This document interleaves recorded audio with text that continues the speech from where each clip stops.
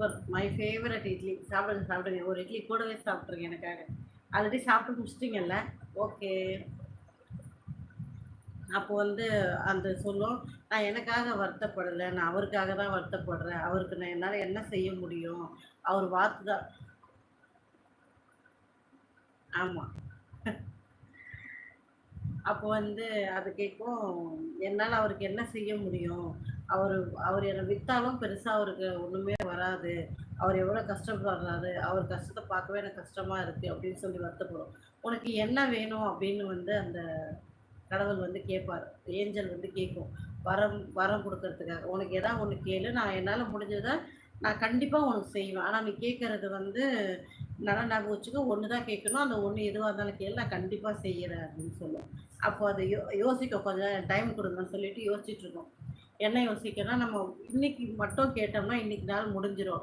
நாளைக்கு கேட்டோம்னா, நாளைக்கு இது முடிஞ்சிரும். 1 மாசத்துக்கு வேண்டியது கேட்டா, 1 மாசம் முடிஞ்சிரும். அப்ப நம்ம என்ன கேட்டா, இது வந்து தொடர்ந்துகிட்டே இருக்கும்.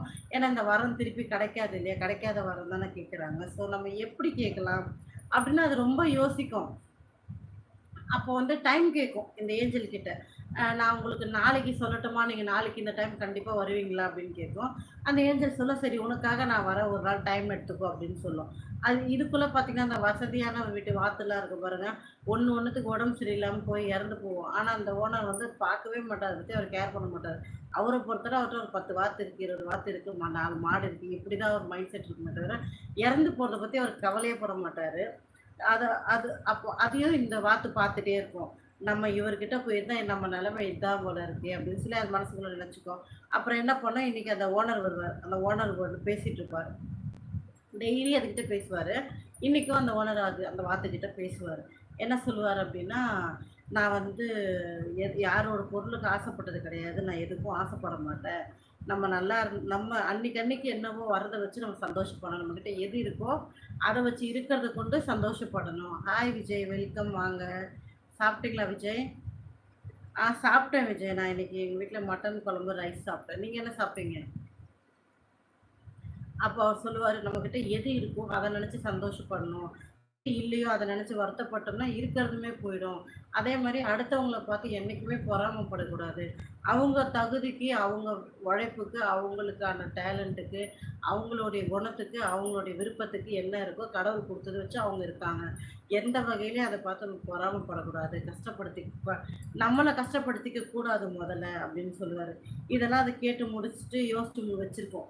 அதே மாரி ஏஞ்சல் மறுநாள் வரும். வந்த உடனே அந்த ஏஞ்சல் கிட்ட சொல்லும், ஆ இந்த மாரி எனக்கு நான் ஏஞ்சல் கேட்கும். "நீ யோசிச்சு வச்சிருக்கியா? இப்ப இதான் கேட்கறதுக்கு" அப்படின்ட்டு.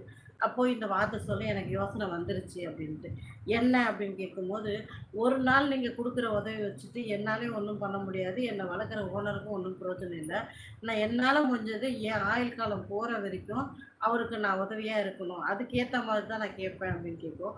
நான் கேட்கறத நீங்க மறுத்தே சொல்லக்கூடாதுன்னு. கண்டிப்பா சொல்ல மாட்டேன், நீ சொல்லுன்ட்டு. அப்பதான் அந்த ஏஞ்சல் வரம் குடுக்குமாம்.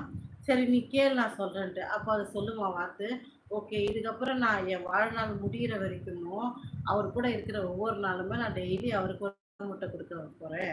அதுக்கு நீங்க தான் எனக்கு ஹெல்ப் பண்ணணும். எல்லா எல்லா வாத்தும் முட்டை தான் வைக்கும். பட் ஆனா நான் அவருக்காக தங்க முட்டை வைக்கணும் அப்படின்னு சொல்லி கேட்குமாம். அதுக்காக அந்த ஏஞ்சல் உன்னோட நல்ல மனசுக்காக உனக்கு நான் அந்த அந்த வரத்த குடுக்குறேன்னு சொல்லுமா. அப்போ ஒரு நாள் போயிட்டு முட்டை வைக்குமா அது. வைக்கிறப்போ வந்து அதுக்கே நம்பிக்கை இல்லையாம். ஏஞ்சல் சும்மா தான் சொல்றாங்கன்ட்டு. ஆனா அதுக்கப்புறம் அத உடைச்சு உடைச்சு பார்த்தா அது உடையாதாம். Thank you. S K thank you so much. நான் தான் சொல்லும்போதே சொல்லிட்டேன்ல சுமி வருஷன் இதுன்ட்டு. ஸோ அதனால வேற மாரி தான் இருக்கும். இத நானே உட்காந்து இப்ப நானா ட்ரை பண்ணி உங்ககிட்ட சொல்லிட்டு இருக்கேன். ஸோ அதனால அப்படிதான் இருக்கும். ஃபைனலா வந்து அந்த முட்டைய அத உடைச்சு பார்க்கும், உடையாது. அதுக்கப்புறம் ஏஞ்சல் சொல்லும், "நீ என்ன சந்தேகப்பட தேவையில்ல. நான் உண்மைய தான் செஞ்சிருக்கேன். உனக்கு இதுக்கப்புறம் நீ இருக்கிற ஆயுள் காலம் மொத்தமா உன்னோட ஓனருக்காக தங்க முட்டை வச்சு குடுப்ப. உன் ஓனரும் நீயும் சந்தோஷமா இருப்பீங்கன்னு" சொல்லும். அந்த ஓனர் அந்த தங்க முட்டைய வச்சு, இன்னும் சில நெறைய வாத்துகள வாங்கி ரொம்ப அழகா சந்தோஷமா வாழ்றாரு.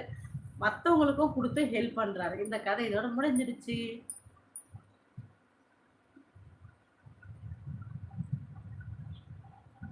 என்னது?